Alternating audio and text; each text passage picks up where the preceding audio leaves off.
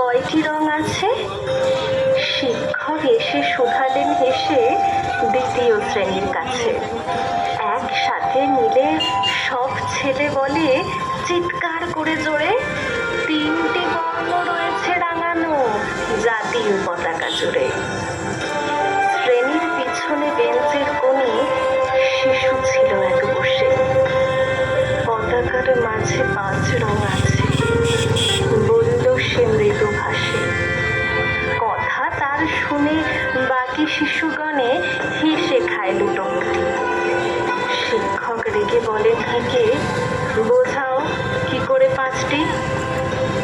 মাথা নিচু করে ভয়ার্ত স্বরে সরল শিশুটি বলে, উপরে গেরুয়া, মাঝখানে সাদা, সবুজ আছে তার তলে, আর আছে আঁকা গোলাকার চাকা, নীল রং আছে এতে।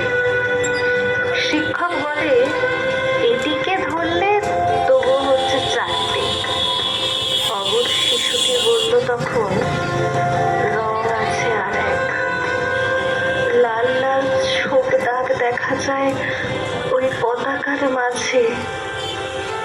বাবাকে যখন আনলে ওরা, কফিনের ঢাকা খুলে জড়ানো রয়েছে দেহখানা তার পতাকার ফুলে। রক্তের দাগে ছিল লাল ছোপ ওই পতাকার মাঝে। এই নিয়ে মোট হলো 5টি। এবার তো ঠিক আছে। সরল শিশুটির জবাবখানি কাঁপিয়ে দিল বুক। অস্ত্র এলো নয়ন ভরে, শুকনো হলো মুখ।